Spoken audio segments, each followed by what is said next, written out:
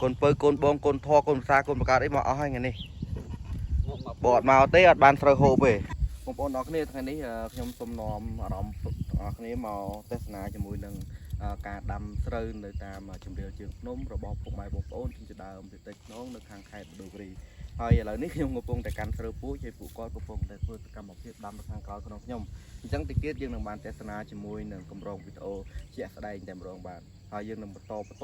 ថាតើស្រូវនេះប្រើពេលប៉ុន្មានខែប៉ុន្មានថ្ងៃប៉ុន្មានសប្តាហ៍ទៅវាដុះលូតលាស់ប៉ុណ្ណាវាទទួលបានផ្លែផ្កាផលនៅពេលណាខ្ញុំនឹងធ្វើវីដេអូជាបន្តបន្ទាប់ជូនពុកម៉ែបងប្អូនតាមវគ្គតាមរដូវនៃការលូតលាស់របស់ស្រូវបាទជំរាបសួរពុកម៉ែបងប្អូនប្រិយមិត្តទស្សនិកជនជាទីមេត្រី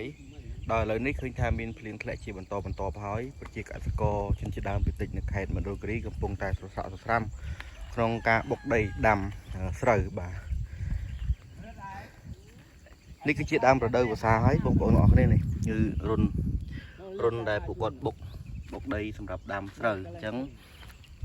នេះគឺជាសាមគ្គីភាពមួយរបស់បងប្អូនអ្នកភូមិនៅខាងក្រុងសំណរមដែលគាត់កំពុងតែនាំគ្នាបាទមានអ្នកបុកដីមានអ្នកដាក់ពូជស្រូវដើម្បីដាំបាទហើយមុខហ្នឹងមុខដែលទេអត់មានមុខអ្នកណាថ្មីទេព្រោះយើងមកថតស្រែដែលហ្នឹងបាទថ្មីខ្ញុំមួយតាបងអូថ្មីកូនពៅមួយកូនពៅឆ្នាំទៅអត់បានមកជួយទេតែបានច្រូតឥឡូវបានមកដាំទៀតកូនពៅកូនបងកូនធေါ်កូនសាកូនបកាតអីមកអស់ហើយថ្ងៃនេះបអត់មកទេអត់បានស្រូវហូបទេ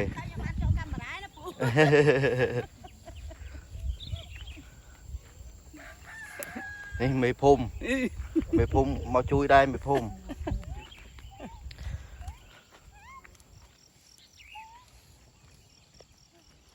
បានមួយពីទៅដូចបងប្អូនមើលឃើញនៅទស្សនភាពទេសភាពអញ្ចឹងបាទឲ្យតែរដូវធ្លាក់ភ្លៀងនៅខេត្តមណ្ឌលគិរីគឺមានសម្រស់ពណ៌បៃតងស្រស់ណាស់ស្អាតបាទជាចំណុចតាក់ទាញនៅភ្ញៀវទេសចរដែលមកសម្រាប់លំហែកម្សាន្តនៅក្រៅពេលដែលបំពេញកិច្ចការងារហត់នឿយហើយក៏សូមបញ្ជាក់ផងដែរថានៅទីវាលស្រែតាមចក្រភ្នំនេះពួកគាត់មិនត្រឹមតែដាំជាមួយនឹងស្រូវទេគាត់មានដាំបន្លែផ្លែឈើបន្លែផ្កាផ្សេងៗដូចជាឥឡូវនេះក៏ក្របពោតបានដុះហើយដុះបានពូជប៉ុណ្នេះហើយក្នុងហ្នឹងក៏គាត់មានដាំត្រប់មានដាំម្ទេសមានដាំខ្ទឹមដាំគល់ក្រែម្ដេងបាទនេះហើយជាសកម្មភាពប្រចាំថ្ងៃប្រចាំរដូវប្រចាំឆ្នាំរបស់ពុកម៉ែបងប្អូនជនជាតិដើមភាគតិចប៉ុណ្ណឹងនៅខាងខេត្តមណ្ឌលគិរីបងប្អូនដឹងទេទីវាលនេះគឺព្រៃធំដែរដែលមានដើមឈើស្កេកស្កាស់ប៉ុន្តែគឺគាត់បានសម្អាតយ៉ាងស្អាតបាទអត់មានឲ្យស្មៅមកតើងទេបាទអត់មានស្មៅមកតើងទេហើយគាត់ដាំស្រូវតម្រាំតែមានស្មៅដុះស្រូវគាត់ក៏បានដុះល្អអញ្ចឹងហើយមិនសូវពិបាកក្នុងការថែទាំតែក៏មានបញ្ហាប្រឈមដែរបងប្អូនដោយសារស្រូវពួកគាត់គឺរំពឹងទៅលើមេឃភ្លៀងសុទ្ធតែម្ដងអត់មានបូមទឹកបញ្ចូលស្រែដូចនៅខាងស្រុកក្រោមទេអញ្ចឹងបើកាលណាដែលដាំហើយគ្មានភ្លៀងសោះក៏វាមានហានិភ័យជាមួយនឹងក្របពូជស្រូវនេះត្រូវបានសត្វល្អិតស៊ីអញ្ចឹងទៅហើយមួយវិញទៀតនៅពេលដែលស្រូវចាប់ផ្ដើមមានដុះលូតលាស់ល្អក៏មានតកៅមានអីដែលពួកវាមកស៊ីត្រួយខ្ចីតែយ៉ាងណាក៏ដោយភពផលស្រូវនេះក៏នៅតែអាចធ្វើឲ្យពួកគាត់ចិញ្ចឹមជីវិតបានប្រចាំថ្ងៃបាទហើយគ្រប់ស្រូវនេះគឺពូជស្រូវគឺរៀងធំកតលបងប្អូនបាទតែបាយទុនឆ្ងាញ់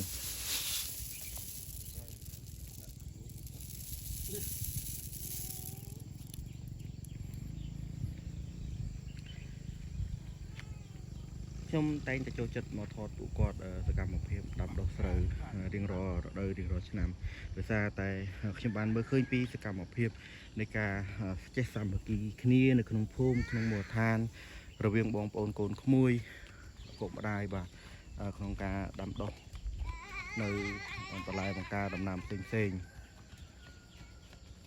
បើតាមដឹងឥឡូវដីវាលនេះគាត់ដាំស្រូវទៅហើយគាត់នៅមានមួយផ្នែកទៀតគាត់អាចដាំដំឡូងមីដើម្បីជាការជួយមួយផ្នែកសម្រាប់រកចំណូលក្នុងគ្រួសារ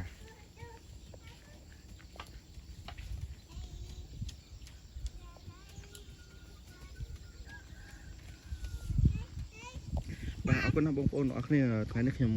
គ្រាន់តែចង់បង្ហាញ អំពីសកម្មភាពទូទៅប្រចាំថ្ងៃរបស់ពុកម៉ែបងប្អូនឬក្នុងមូលដ្ឋានដែលខ្ញុំបានរស់នៅថាពួកគាត់ប្រចាំថ្ងៃពេលដែលរដូវប្រាំងគាត់ធ្វើអីពេលរដូវវស្សាគាត់បានធ្វើអីបាទហើយក្នុងនោះគាត់មានចាំមុនចាំទាអញ្ចឹងទៅគឺពិតជាជីវិតមួយដែលមិនសូវខ្វាយខ្វល់ច្រើនជាមួយនឹងមជ្ឈដ្ឋានខាងក្រៅទេធ្វើម៉េចគឺមានសុខភាពល្អមានអាហារហូបចុកគ្រប់គ្រាន់